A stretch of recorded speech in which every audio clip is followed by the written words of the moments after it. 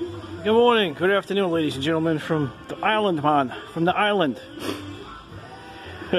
Anyway, the fuel pickup tube, infamous problem with these Bobcats. Everyone's pulling the pickup tube out, which could often be the problem. I just spent a few hours getting these out. Checked the return and supply line. Like I said, you can get through this window, and the pickup tube is right behind that bracket. Right by the overflow hose. You gotta take the overflow hose off. And you can reach in this way pretty easy.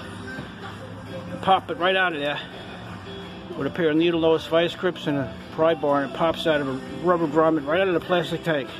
Make sure you clean it so dirt don't go in. Anyway, I'm saying to myself, wait a minute here, man.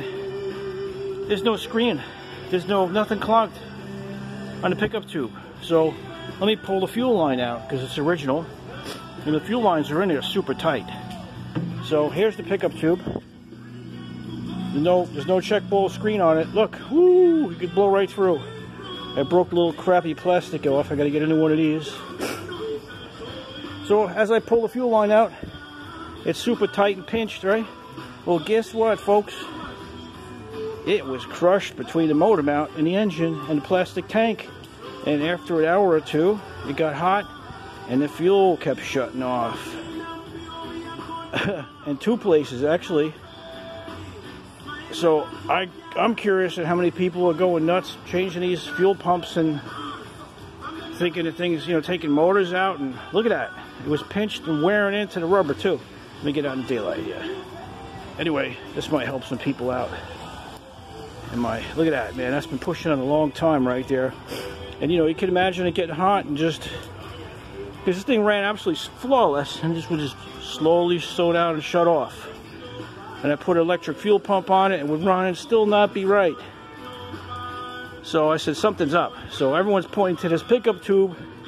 I guess certain models have a check bowl and screen. This one doesn't. Nobody's been in here before. It's all blown through. I wish they would have put a metal end on here. That's not good. That's kind of not so good.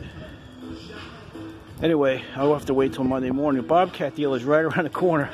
I could almost walk there, but they closed today on the weekend. So anyway, I hope this helps some people out. Also, let me get my light. Hold on here. Another project we're going to do is, oh, there's the cylinder. Remember on one video I had to chop the end off? There it is. And I TIG welded it and had to braze a pinhole in it. And it's dry, so there's no leaks. I've been using the hell out of this thing. That was like a lot of work doing that. Anyway, I'll show you. Uh-oh. Ah, my light. Hold on.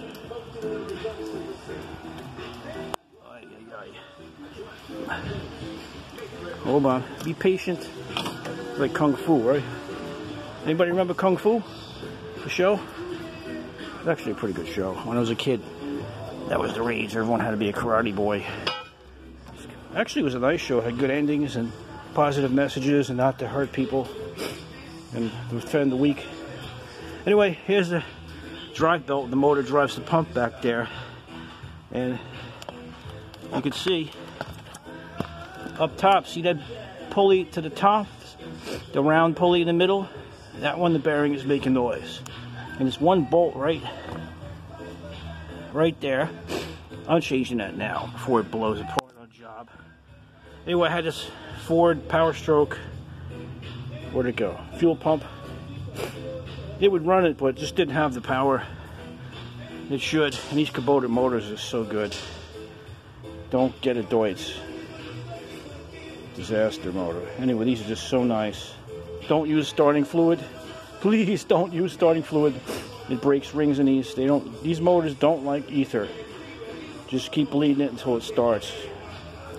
So many of these get whacked out from people spraying too much, or even a tiny bit locks these up. You'll hear it clacking when it starts, and that's extreme explosions against your piston rings and pistons and rods. Don't use ether, please, especially the old school stuff. Yeah, old Max.